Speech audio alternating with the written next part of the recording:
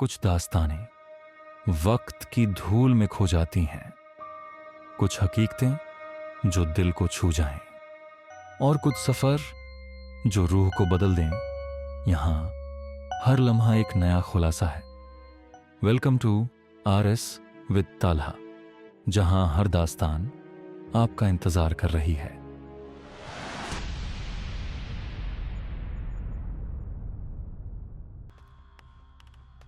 एक बड़ी सी मेज के पीछे एक दुबला पतला और बांस की तरह लंबा अधेड़ उम्र आदमी बैठा था। उसकी आंखें बटन जैसी थीं, लेकिन उनमें कोबरा सांप जैसी चमक थी। बॉस, मिस्टर मार्टी, ब्रूनो को लेकर आए नौजवान ने अंदर आते ही मुजबनाना लहजे में कहा। ओह मिस्टर मार्टी, तशरीफ लाइए, मेरा नाम राल्फ है। दुबले पतले आदमी ने मुस्कुराते हुए कहा और फिर मेज के सामने रखी कुर्सी की तरफ इशारा किया। ब्रूनो बड़े इत्मीनान से चलता हुआ कुर्सी की तरफ बढ़ा और उसने ब्रीफ केस एक तरफ रखकर कुर्सी पकड़ ली। ब्रूनो के साथ आने वाले दोनों नौजवान ताज में दरवाजे के पास ही खड़े हो गए। मुझे अफसोस है मिस्टर मार्टी कि आपको इस तरह यहाँ आना पड़ा, लेकिन यह हमारे हिफाजती निजाम का सिलसिला है। इस तरह हम बहुत सी उलझन से बच जाते हैं। राल्फ ने पहले पहले होंठ भींचते हुए कहा। कोई बात नहीं, वैसे मुझे आपका यह तरीका पसंद आया, ब्रूनो ने कहा। अब आप खुलकर बताइए कि आप हमसे क्या चाहते हैं, राल्फ ने सपाट लहजे में कहा। मैं एक आदमी को खुफिया तौर पर सरहद पार कराना चाहता हूँ, बेहद महफूज तरीके से, काफिरिस्तान की सरहद, ब्रूनो ने कहा। उसके साथ माल क्या होगा, राल्फ ने कहा। बस वह अकेला आदमी, कोई माल नहीं, ब्रूनो ने जवाब दिया। वह आदमी कौन है, राल्फ ने आगे की तरफ झुकते हुए कहा। इससे आपको कोई मतलब नहीं होना चाहिए, आप रकम बताइए, ब्रूनो ने सूखे लहजे में कहा। मतलब ये है कि वह आदमी अपनी रजामंदी से जाएगा या उसे बेहोश करके ले जाया जाएगा। कोई अहम शख्सियत है, मुल्क की कोई साइंटिस्ट वगैरह, राल्फ ने कहा। अरे नहीं, ऐसी कोई बात नहीं, वह बस एक आम सा आदमी है और खुद जाएगा और वह आपसे मुकम्मल ताउन करेगा, ब्रूनो ने मुस्कुराते हुए कहा। मैं इस खेल को समझना चाहता हूँ मिस्टर मार्टी, आप खुलकर बताइए ताकि मैं अच्छे से समझकर हाँ या ना कहूँ। मैं बाउसूल आदमी हूँ और एक बार हाँ करने के बाद चाहे दुनिया उधर की उधर हो जाए, काम को हर सूरत में पूरा करता हूँ, राल्फ ने कहा। अगर ये बात है तो फिर सुन लीजिए, वो आदमी मैं हूँ जो सरहद पार करना चाहता हूँ, ब्रूनो ने जवाब देते हुए कहा। ओह, तो आप जाना चाहते हैं, राल्फ ने उसे गौर से देखते हुए कहा। हाँ, अब बोलिए, आप कितनी रकम में ये काम कर सकते हैं, ब्रूनो ने कहा। आपको चेक करने वाली एजेंसी कौन सी हो सकती है, राल्फ ने कुछ लम्हे खामोश रहकर कहा। कोई भी नहीं और सभी हो सकती हैं, ब्रूनो ने धुंधले से लहजे में जवाब दिया। मिस्टर मार्टी, दरअसल आप हम पर एतबार नहीं कर रहे और वैसे आपको करना भी नहीं चाहिए, क्योंकि ये हमारा पहला काम है, लेकिन जितनी साफ सूरत हालात होंगे उतना ही दोनों का फायदा रहेगा। पहले तो ये बताइए कि आपका हदो आरबा असल में क्या है, राल्फ ने कुछ लम्हों बाद कहा। हदो आरबा से क्या मतलब, मेरा नाम मार्टी है और मैं सरहद पार करना चाहता हूँ, आप बस इसके लिए रकम तय कर लीजिए, ब्रूनो ने इस बार हल्की सी झुंझलाहट में कहा। पहली बात तो ये कि आपका असली नाम मार्टी नहीं है, दूसरी बात ये कि आप मेकअप में हैं, यानी ये आपकी असली शक्ल नहीं है। असली शक्ल चाहे जो भी हो, ये बात तो तय है कि आप यहाँ के नहीं बल्कि गैर मुल्क से हैं, और ऐसे मामलात में आप खुद समझ सकते हैं कि जिस खेल को आप मामूली समझ रहे हैं उसका बैकग्राउंड बहुत गहरा भी हो सकता है, राल्फ ने होंठ चबाते हुए कहा। अगर ऐसा ही है जैसा आप कह रहे हैं तो उससे क्या फर्क पड़ता है। सुनिए मिस्टर राल्फ, मैं ज्यादा बातें नहीं करना चाहता, आप अगर सौदा तय करना चाहते हैं तो ठीक, वरना मैं कोई और रास्ता ढूंढ लूंगा। ये तो सीधा सादा मामला है, ब्रूनो ने इस बार सख्त लहजे में कहा।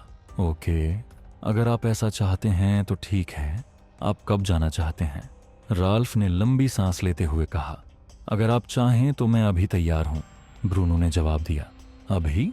ओह, ये बात नहीं, कम से कम 2-3 दिन तो लग ही जाएंगे। आपके कागजात तैयार कराने होंगे, उसके बाद काम आगे बढ़ सकता है। जहां तक मैं समझता हूं ये काम थोड़ा मेहनत वाला होगा, लेकिन आप बेफिक्र रहें, राल्फ के लिए ये मुश्किल नहीं है, आपको खैरियत से काफिरिस्तान पहुंचा दिया जाएगा, राल्फ ने कहा।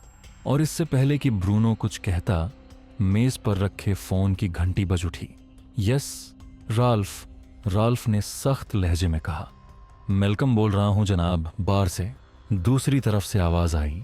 और फिर उसने सुपरिंटेंडेंट फयाज के इंस्पेक्टरों की आमद और सप्लाई पर छापे की बात कही। राल्फ के चेहरे पर हैरानी के आसार उभर आए और उसने सीधे इंस्पेक्टर से बात करनी शुरू की, मगर कुछ ही देर में कॉल खत्म हो गई। राल्फ कुछ लम्हे सोच में बैठा रहा, फिर तेजी से डायल घुमाने लगा। Yes, PA to superintendent central intelligence. दूसरी तरफ से आवाज आई, फयाज साहब से बात कराइए, मैं काशन बार से राल्फ बोल रहा हूं, राल्फ ने कहा, और फिर दूसरी तरफ से कुछ सुनकर इंतजार करने लगा। Yes, superintendent Fayaz on the line. क्या बात है राल्फ? सुपरिंटेंडेंट फयाज की सख्त और हुक्म देने वाली आवाज आई। मिस्टर सुपरिंटेंडेंट, एक बात पूछनी थी। ये आपके इंस्पेक्टर रहमान क्या बात करने आए हैं बार में? राल्फ ने सख्त लहजे में कहा। इंस्पेक्टर रहमान? क्या तुम नशे में हो? रहमान नाम का कोई इंस्पेक्टर हमारे डिपार्टमेंट में है ही नहीं, सुपरिंटेंडेंट फयाज ने उसी सख्ती से कहा। ओह, मैं भी यही सोच रहा था।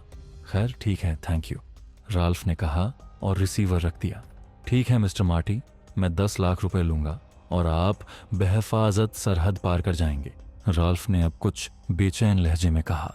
मुझे मंजूर है, रकम आधी पेशगी और आधी सरहद पार करने के बाद, ब्रूनो ने कहा।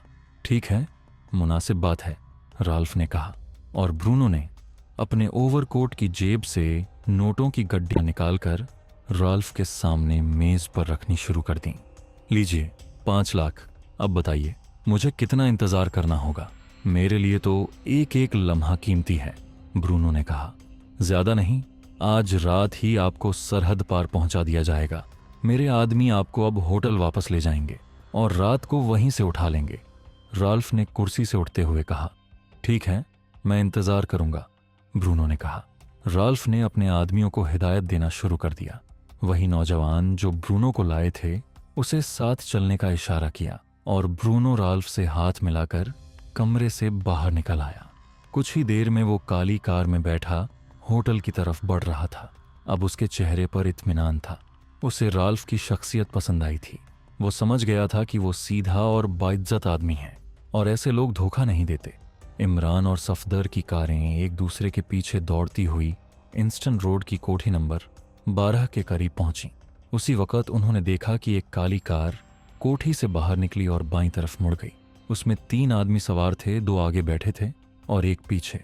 सफदर, तुम उस कार के पीछे जाओ, पूरी निगरानी रखना, मैं जरा डॉक्टर बर्कले की हदो आरबा मालूम कर लूं, इमरान ने तेज लहजे में कहा। सफदर ने सिर हिलाते हुए कार मोड़ी और काली कार के पीछा करने लगा। इमरान ने सीट उठाकर एक रिवॉल्वर निकाली, जेब में डाली और कार से उतरकर सीधा कोठी की तरफ बढ़ गया। उसने फाटक के पास खंभे पर लगी कॉल बेल का बटन दबाया। दोस्तों, अगर आपको हमारी ये वीडियो पसंद आई है तो लाइक जरूर कीजिएगा, अपने दोस्तों के साथ शेयर करें और चैनल RS विद तलहा को सब्सक्राइब करना मत भूलिएगा। साथ ही बेल आइकॉन दबाइए ताकि नई वीडियोस का नोटिफिकेशन सबसे पहले आपको मिले। अल्लाह हाफिज।